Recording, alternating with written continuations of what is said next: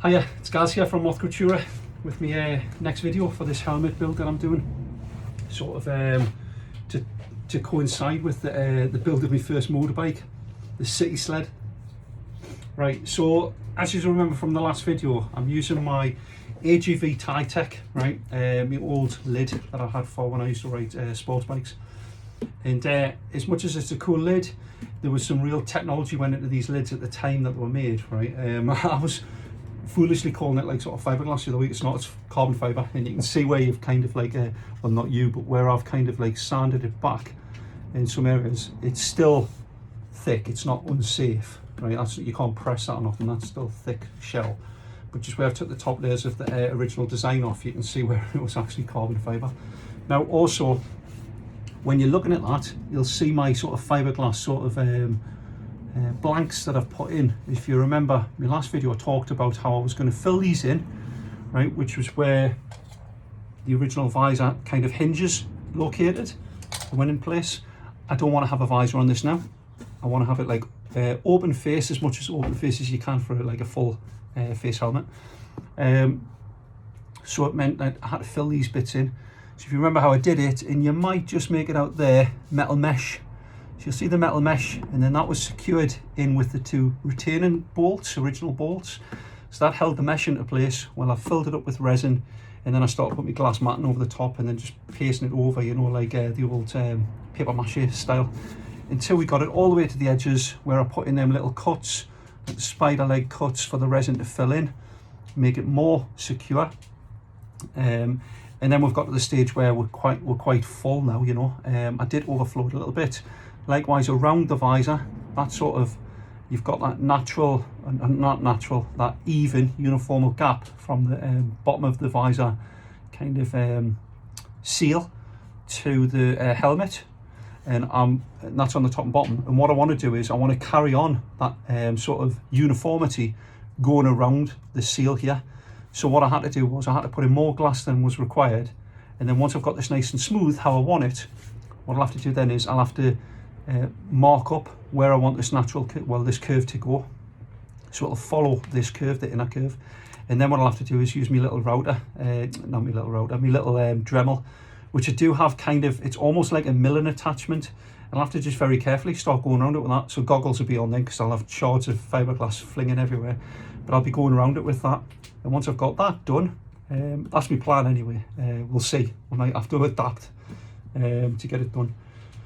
But what I'm going to do in today's video then, very quickly, I appreciate the last video was quite long. I'll give you another little ditty from the life of Gaz, and then hoy in the comments if you think these little ditties are any good, or if you think they're crap and I should just concentrate on what I'm doing. But anyway, I'm going to sand this one back, let you know how I'm doing it. But what I will do is show you this side, which I've already done, just like the last video. So on this side, I filled the blank in, right, and what I've done is I've sanded it back nice and straight. Right, now it's important when you're sanding it, you can use little bits of sanding paper in your fingers and move it, but you're not really going to get a uniform finish with that, because your fingers will press in certain areas. So use like a sanding block, or if you've got an electric sander, like a disc one that spins round, or a one that just vibrates. But I wouldn't go too harsh a grit. Like I think I'm using kind of 240s or something. I don't want to go really harsher than that, because I'm going to end up with really deep grooves in my shell. I don't want that. The grooves that I've got in there are deep enough, and they kind of, you can't feel them with your fingers, but if you rub your nail over it, you can feel some of them, but you don't want them to be like too deep where your nail gets stuck and it doesn't just glide across them. You just want it keyed really, so like some sort of primer or something or filler will adhere to it.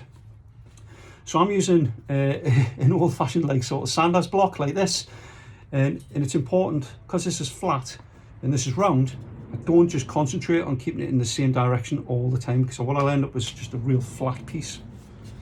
Now obviously I want to try and mimic the curvature of the rest of the helmet with this, so it's just a case of doing it by eye.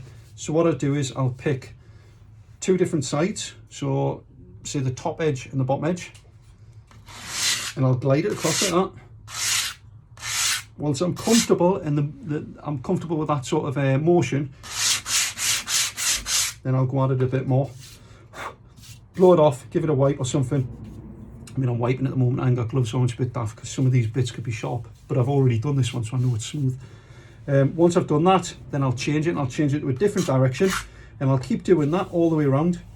So it'd be lovely if I ended up with grooves all going the same direction, but it doesn't matter in this case because we're going to be putting some sort of thin layer of filler or primer or something on over the top. Right, so I thought I'd show you that one anyway. You'll also see that there's a few little holes kind of in my glass, right, my fiberglass, and there's a few dips, low areas that I need to fill. Now I contemplated using fillers and stuff, which is great, you can use that, but I'd rather it be as strong as possible and then put my primer over the top so I've got a nice even as surface as possible to do that. So what I actually did was I sanded both sides down, right, and once I got this side sanded down the same as that, I seen the same sort of dips and holes. Any areas that were kind of looking like quite thin, the fiberglass, rather than leave them and just hope that it never sort of amounts to anything, I actually smashed through them. So I got like a little piece of metal, like screwdriver, some tiny screwdriver, and I smashed through them. So these little sort of white areas here, what you'll see, what it actually was where it smashed through. I tried to scrape out all the knackered fiberglass, but then when I went over it with new resin, not glass matting, just resin, I filled them holes with resin.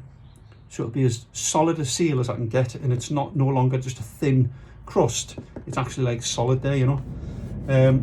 My workshop does get warm when I've got the heater on. I've got the heater on here the day just to take the chill off.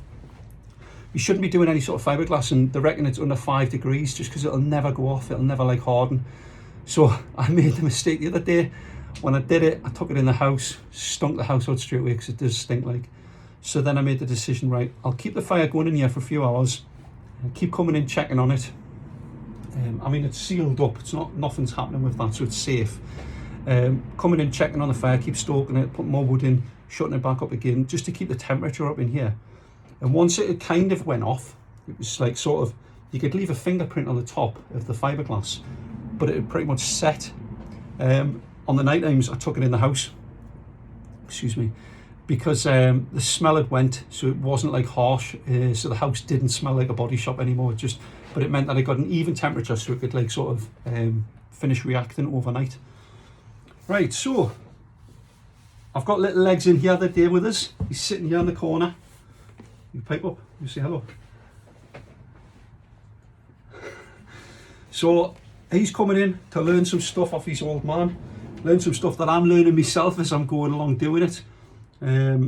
Yeah, we'll see how we get on. So I need some gloves on.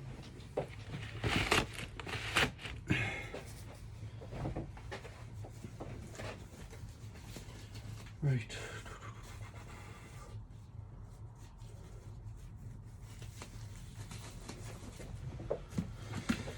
Also what I'm doing, because the shape of the helmet, when I'm like sort of sitting it doing, I don't want it to roll over or anything like this.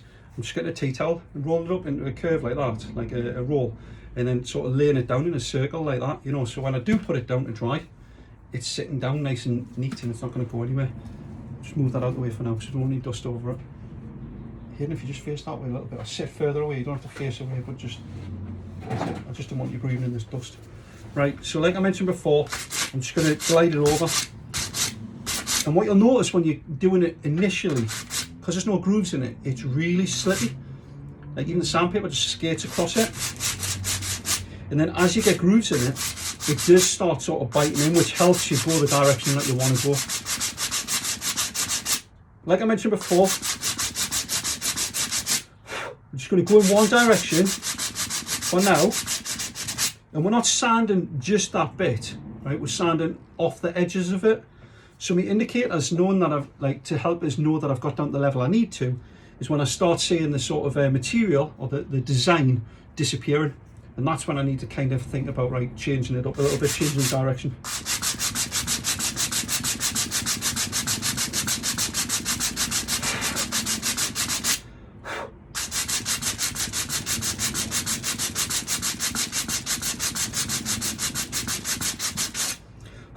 Now if I was using an electric sander or something, I'd have a mask on because it'd be kicking out a lot of dust, but as you can see here, it's not. It's so slow and laborious, you know, task, but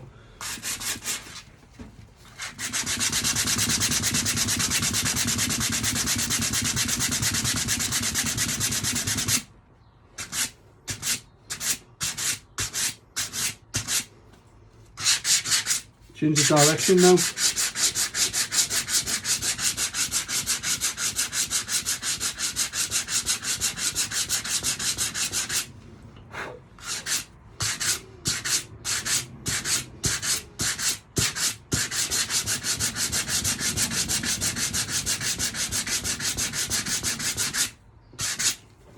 Back to the other direction.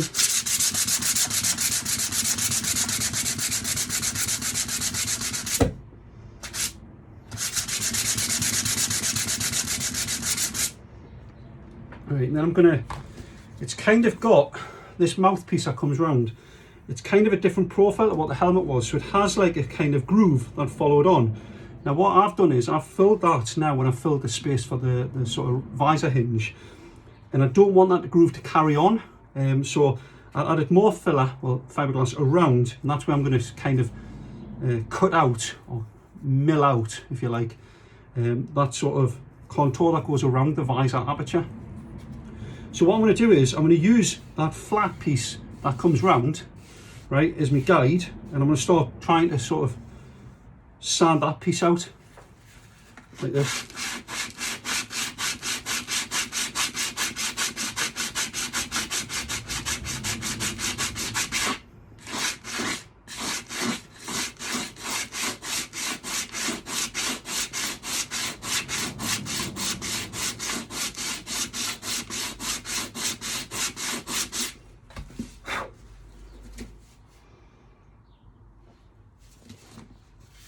I'm just going to follow it around.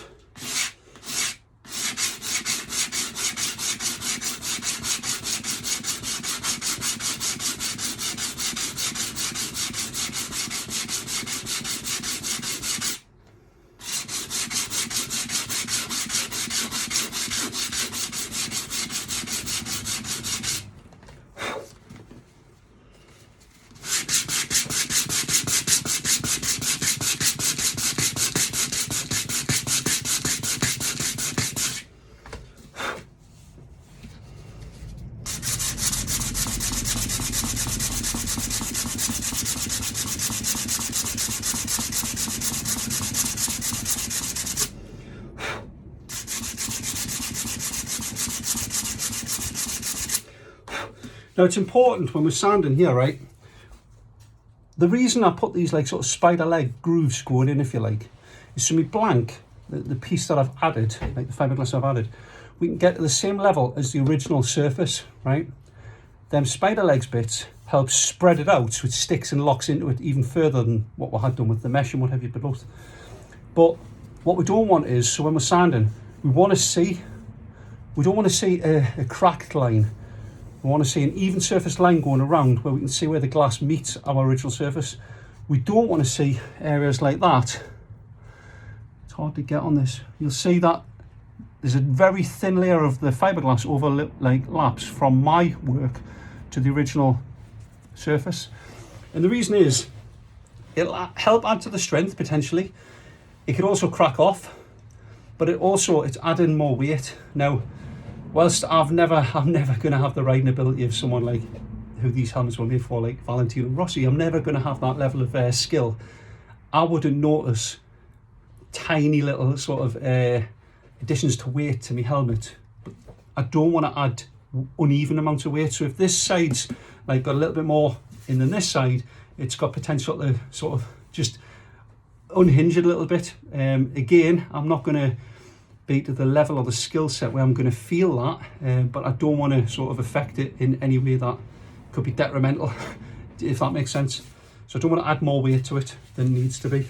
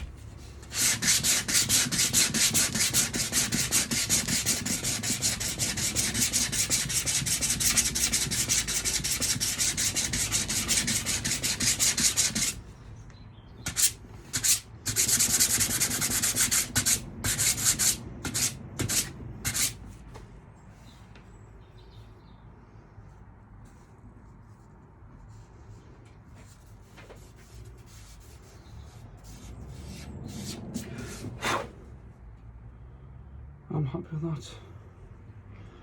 Right, what we'll see though now,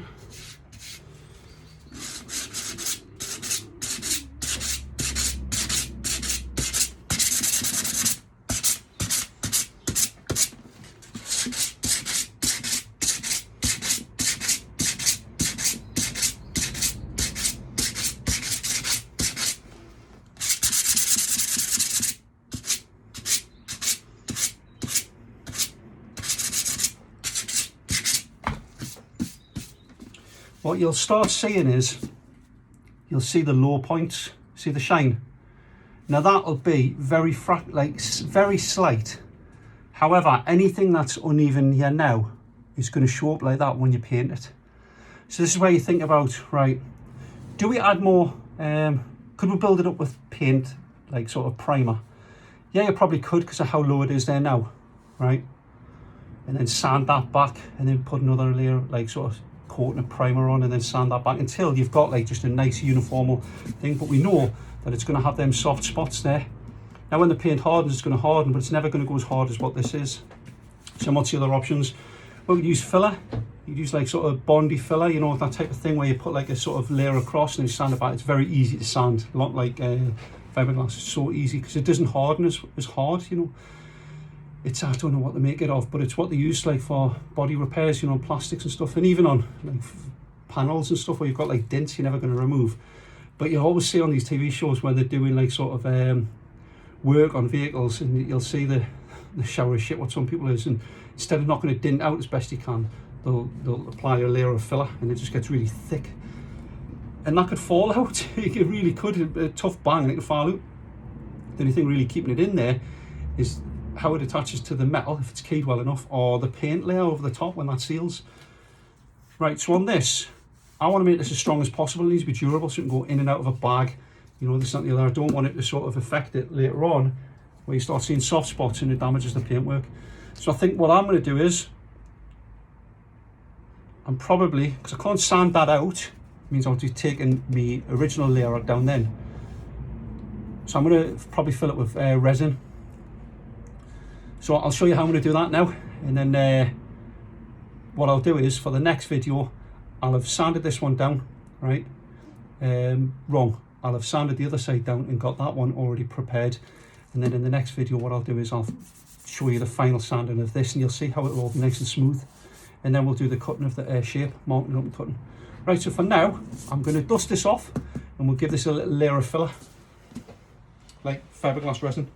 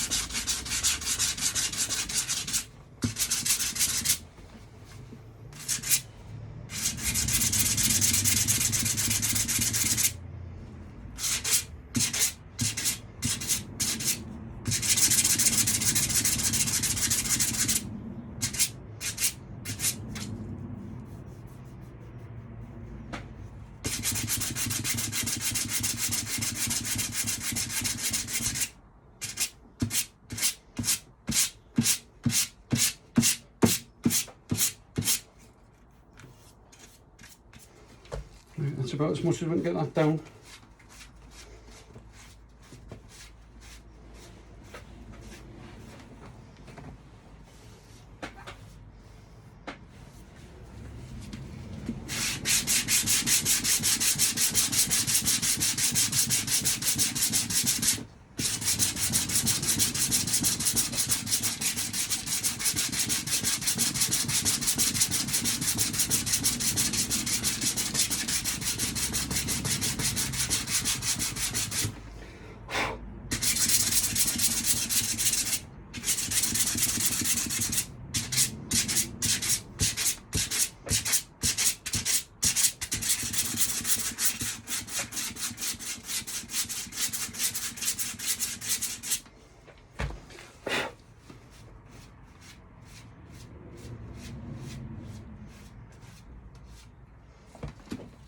That's about as much as we can get it down, and you'll see I've still got a bit of uneven shine there. That's where the low points are, not just around there, but you've got a few. There's one there.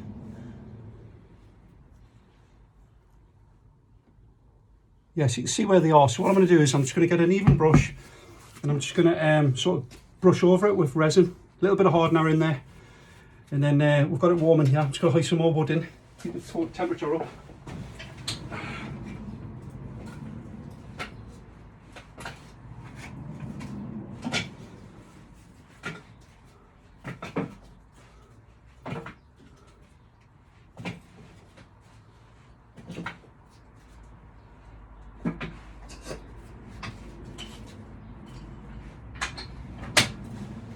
Right, and while I'm doing this, I'll spin you a little bit. So, a couple of weeks ago on Facebook, someone had, I can't remember what it was, someone had shared something. Right, someone had shared something on their timeline, right, and it was about, I don't know, something funny or something. And I put a comment on there, you know, and this person then put, we're still making bus stops. And like, unless you knew the joke, you'd be like, still making bus stops, what the hell are you on about? Now, I once got accused of being a humble bloke, and I don't share a lot with people, you know, I don't tell people stuff about what I've done in the military and this, that and the other. But those that are in the military probably relate to this. There's no point in chatting really to people that weren't there. There's no point in chatting about experiences to people that weren't there, because either they won't believe you, they'll think you're exaggerating, or they'll just get bored because it involves them, you know. And genuinely, some of my stories are not that fantastic, but in 22 years, you do sort of you do gather a few stories of your own. You know, a lot of people gather other people's stories, you know, and share them, and that's cool and that. But this story in particular, I was in Iraq. It's not a war story, didn't pull up a sandbag on it. But I was in Iraq in 2003, and just before what they called effectively the war, before the start of March, it was like kind of, I think it was February time. I was actually based at this American camp. Our unit had this like sort of bit of real estate on the side of this American camp in Kuwait. And anyone that's been in the military knows that whenever you go and you're sharing a camp with the Americans, you get spoiled rotten, because the Americans really do look after the people in terms of dietary requirements, and in terms of like sort of gym equipment and stuff like this. You know, they really do get looked after. And even the PX and at the shops. So whenever you go to American camp, you'll always see loads of Brits. They've chinned off anything that they need to do, and they're always queuing up at the PX. That's like the sort of tax-free shop where you can buy like Gucci kit, you know, whether it's your Timberland boots, or whether it's your Oakley sunglasses, or whether it's something else, probably more Gucci now, you know, a few years since I've been away. Anyway, we were away at this place, and eventually, I'm just going to mix this up over time.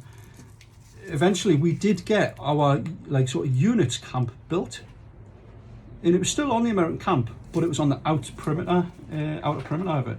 Still within the outer perimeter, sorry, but it was on the outer part of the main camp. So as soon as we had our own camp, like, we lost the capability, I suppose, or the ability to get into the American camp, to use their dining halls, to use their gyms, to use their PX, all this sort of stuff. And the reason why was because we had our own British sort of dining facilities and all this sort of stuff, you know. And the chefs do a great job, they really do, I'm not knocking them. But when and I'm not winding you up here, the American menu can literally be as set in stone as this. On a Monday, for example, might be pizza night, and you get pizzas, all different types of pizzas. Tuesday night might be lobster night, and you get like lobster tails and steaks or something, you know. And Wednesday might be something else, like hot dog night or something, you know. And Thursday night might be a proper dinner, like a roast dinner. Friday night might be a fish or something like this. And it's really that set in stone. And you get loads of like sort of complimentary bits. You get salads and stuff as well, you know, and this and the other. And cans of pop, actual cans of pop, not like just diluted crap juice. I'm sure they put bromide in, you know, like in the British Army. And anyway, like I said, I'm just going to use the flat side of a brush so I can get an even spread, right? So I'm just going to do this. It's a pinky colour now. I want it a little bit more hard. than it was before, because it doesn't have to seep in amongst the glass matting. I just wanted to use it as a filler, and it needs to be super hard to do that. So obviously you'll notice that I did wipe it over before I did this, because I don't want any dust in there, because then if it sticks to the dust, it's not really going to get the sort of bond to this surface that I want. So I'm just going to give that a dust over. We may as well go over the sort of edge corners again, you know, in the grooves. Right, where was I? Right, so on this particular day, it's just a normal random day. I mean, we're a nightmare Brits, man. We've got just awful sense of humour, you know. Like, great for us, but shit for anyone that we're with.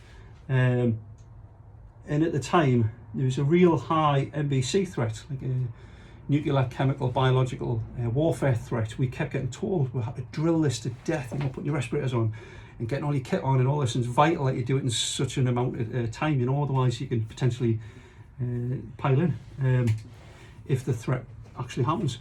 So it's so important that you take this stuff serious. But, you know, one of the things that we do in the British military to keep ourselves entertained is take the piss, you know. So before we had our own camp and we were sharing a hangout with some Americans, we were forever individuals masking up. Because as soon as you see someone masking up, you got to take it that that's real, and they just maybe never shouted it, you know, gas, gas, gas. So blokes were masking up. Well, before you knew, it was like domino rally. Like all the Americans in the vicinity were like masking up. Well, as soon as they do, anyone walking past the hangout were masking up. It was ridiculous. It was like starting a Mexican wave, like to take the piss. You don't really want to start a Mexican wave. You're just doing it for a rise. So yeah, the Americans couldn't wait to get rid of us from that camp. Just stupid little things like that. Anyway, when we were in our own camp, we had a smoking area, typical of British Army, very uniform and neat, you know, and we'd have a smoking area, mine taped off. In the middle of the freaking open desert area, you know, there'd be a mined off little square, a smoking area. It was next to the side of this sort of gravel track on our little camp. So, I'm going to leave that a second so it can sort of gellify a little bit, go a little bit harder, and then I'm going to try and build up that bit where I'm going to route her out, you know, just build it up a little bit. So anyway, this smoking area, mined off area, mine tape, with a post, right, and it said smoking area on it. And like I've mentioned in previous videos, I don't do stuff to entertain other people. I'm not a jester. I do stuff to entertain myself, and sometimes it'll entertain other people and sometimes it'll not. And but I decided to make a bus stop. So I got like a piece of plyboard or something that was line rund, and tried to chop it as straight as I could with a little saw on the edge of a Leatherman, you know. And I wrote on it, bus stop, nice and neat, with marker pen, and wrote on times, made up a few numbers and stuff, and I put on different places where it was going. One was like the sort of hotel in Kuwait, which had a swimming pool, which some people were lucky enough, officers, like no normal people, officers, you know, they got a chance to go down to the swimming pool. And I put on like the PX, so you go down the PX, that'll be at a certain time, the swimming pool, PX, the cookhouse. They even have like pizza huts and stuff like this, you know, some of these places, like the boardwalk, you know, these American camps. So put on like a sort of camp centre, you know, PX. And anyway, put this up nice and neat. And one of the lads I was with knew what I was doing. He's just like, gosh, you know, what's my way? And I'm like, it's just fun, man, Rob, you know. It's just like, he was a full screw, I was a lance chap at the time, lance corporal, he was a full corporal, a bit more serious. And anyway, we had this bus stop, and it was even like the next day, a couple of days later, be out there having a tab, and we'd see people standing at the bus stop, like with day sacks and stuff, like rucksacks, you know. It's like, but they weren't smoking. Like, we're talking about seniors as well, like sergeants and even young officers and stuff. What are you doing, mate? Standing in the bus stop? Like, sorry, standing in the smoking area? And they'd be like, we're waiting for the bus. and I'm looking down at the floor now, because I'm thinking, different laugh, because you're going to ruin it. And then one of them pipes up, yeah, we're waiting now because we want to go to the swimming pool, and we must have missed the bus yesterday because we waited for about an hour and it didn't turn up. And anyway, it's funny what you forget over the years. And I mean, this was 2003, and what we're now 2021, but it was 2020 when my mate had shared something on Facebook and then piped up saying we're still making bus stops, and it just triggered that memory. And it's just nice when that happens, isn't it? So it's probably less to do with me being humble that I don't share my stories, and more to do with the fact that I just forget them. But anyway, there's a little ditty for you for today. Right, so what I've done, you'll notice here, I've filled in, and that's already going hard now. A little tougher than it was. I'm just going to finish off that last bit there. And this will probably need another going over, you know, it'll still have its like low points, like sort of, but I'm just going to try and build it up a little bit when it's a little bit thicker. Remembering not to build it up too much, because like I said before, it's so difficult to sand this, you know. I was taking off such a thin layer there, which is why it probably didn't take as long. But if you build it up too much, you've got like a high point, it's going to take a while to sand it down.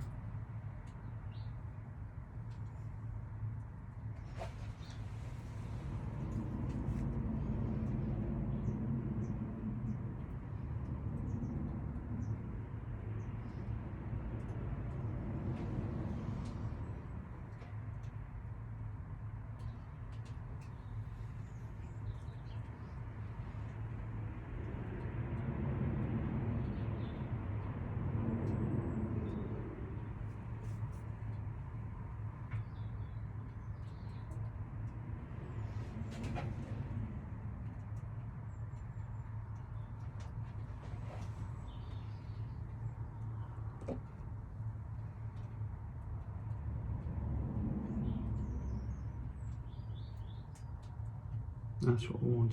Now what I had to do the other day, where that the sort of line is already, the uniformal gap between the bottom of the visor sort of seal on the mouthpiece of the helmet, because that track or that channel is still there, obviously I've taped the visor seal out the way. The resin would run down there. So I had to bung it up with a little bit of, had a bit of wet wipe, and I bunged it up, and that's obviously went hard there now where the resin's set around it, so it's hard. But that'll come out when we'll use my Dremel to get rid of it. But that's handy now because it acts like a little dam. So it means that I can kind of build up this, I mean it's thick, it is going like sort of jelly, but it's certainly not hard by any stretch, you know. But it means I can build it up there now, all the way up to the edge of the visor seal, where I've already masked. And then when I use my Dremel, I can cut that out nice and uniform, but it means that I've already got that sort of built up there. So it might be a little bit easier for us. I'm just going to slightly tilt the helmet on a slight tilt, because I don't want it running down there. So it'll get to the point where it'll just overflow the dam.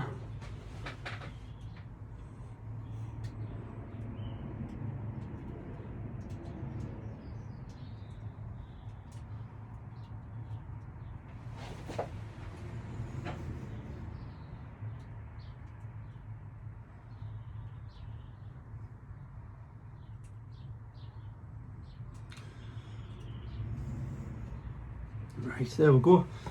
That looks good enough. I'm just going to lift the camera up rather than lift the helmet up, because I need to keep that set as it is.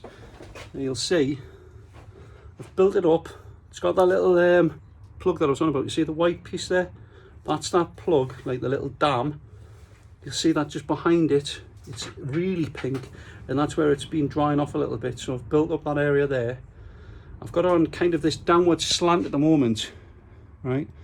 So you can see that it's not 100% flat, and that's just to stop it like sort of overflowing that dam, because I can see it's already like kind of building up around it. The main area was, because we can always come back to that, the main area was here where the low patches were, so I've put some more in there, went in over where I've done the little holes there, and yeah, we'll let that set now. So the next video will be, I'll do the other side today, not video it. I'll sand that back tomorrow when it went off, and then the next video is I'll show you this one, and I'll sand this one back, and you'll see how it'll be nice and uniform all the way across, and that'll be much better than using like fillers or primer to build it up.